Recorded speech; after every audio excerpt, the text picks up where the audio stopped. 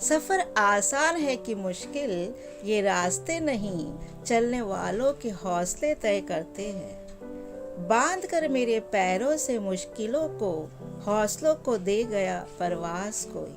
I welcome you all on behalf of Queen Mary's High School and Junior College in the series of videos परवाज़ Beyond the Skies उड़ान।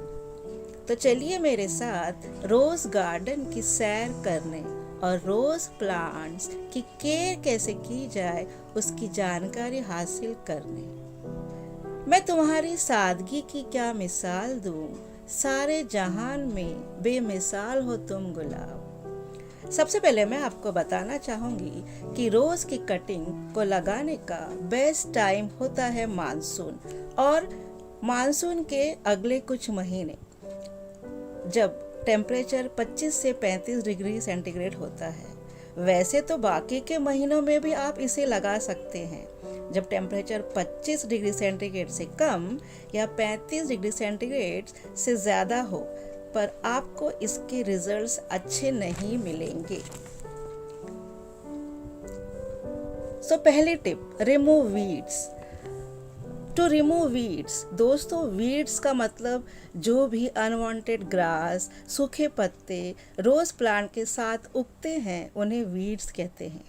Weeds को निकालना आवश्यक है क्योंकि ये मिट्टी से फर्टिलाइजर की मात्रा को कम करते हैं और फंगस को ग्रो करने में मदद करते हैं। वीड्स को निकालने से आपके पौधे फंगस फ्री होंगे और हेल्दी भी ग्रो करेंगे।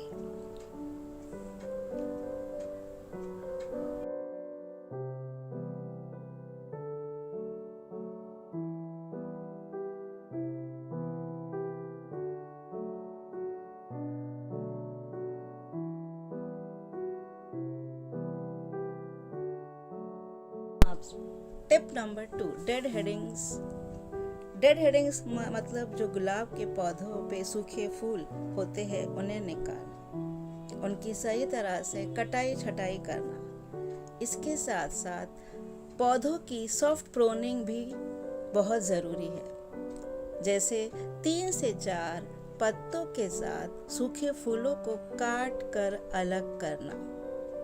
इस तरह से नई ब्रांचेस जल्दी उगाएंगी और साथ साथ आपका गुलाब का पौधा घना भी होगा।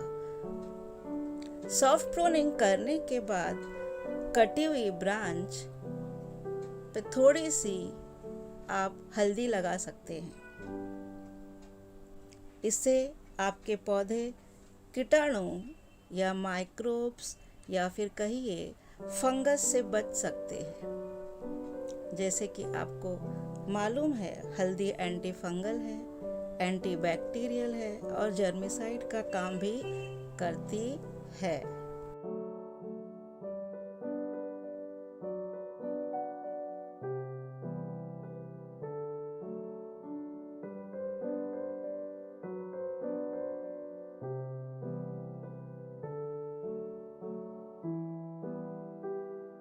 टिप 3, रोज सकर्स।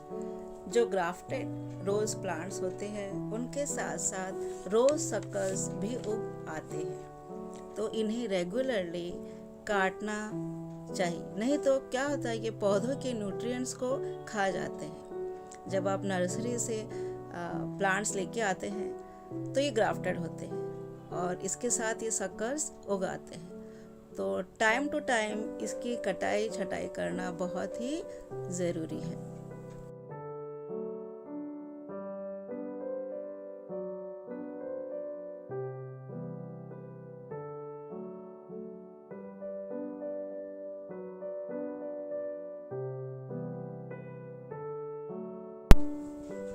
वाटरिंग अर्थात पौधों को पानी देना। Watering is essential for growth of plants. जैसे पौधों को खाद की ज़रूरत है, वैसे ही आपके पौधों को पानी की भी बहुत आवश्यकता होती है। तो आप एक वक्त निर्धारित कीजिए, आप एक वक्त तय कीजिए कि कब आप अपने पौधों को पानी देंगे, या सुबह या शाम। अच्छा, आप जब पौधों को पानी देते हैं तो उससे पहले आपको अपने पौधों की मिट्टी का पीएच भी चेक करना पड़ेगा।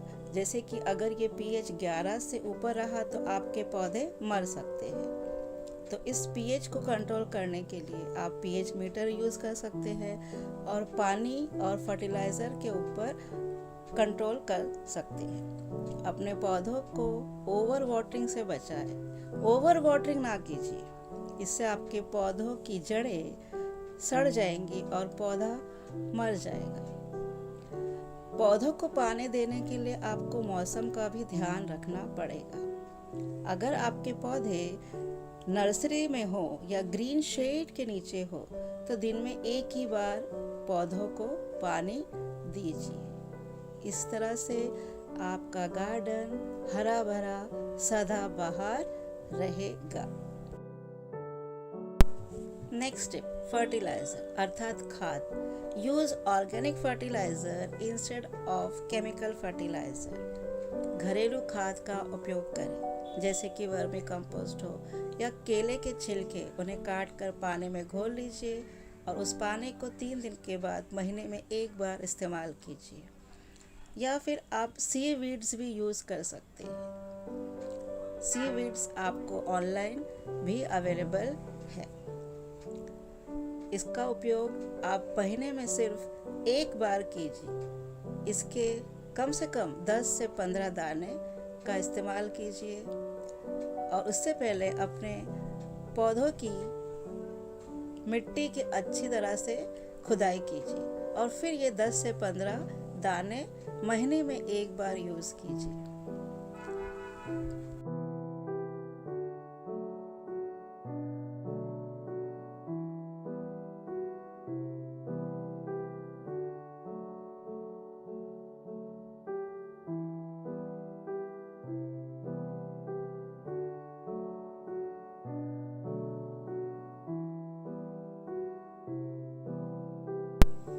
सीवीड्स के अलावा आप चाय की पत्ती का भी इस्तेमाल कर सकते हैं। चाय की पत्ती को सूरज की रोशनी में सुखा लीजिए और फिर उसके थोड़े थोड़े दाने एक एक हफ्ते में एक बार इस्तेमाल कीजिए। इसे डालने से पहले पौधे की गमले की जो मिट्टी है उसकी खुदाई अच्छे से कर लीजिए और फिर ये एक हफ्ते में एक बार इस्तेमाल कीजिए। आप गोबर की खाद का भी इस्तेमाल कर सकते हैं। केमिकल फर्टिलाइजर्स को अवॉइड कीजिए। ऑर्गेनिक फर्टिलाइजर्स का इस्तेमाल भरपूर कीजिए। अगर आपको ये वीडियो पसंद आया तो लाइक कीजिए, शेयर कीजिए और सब्सक्राइब कीजिए।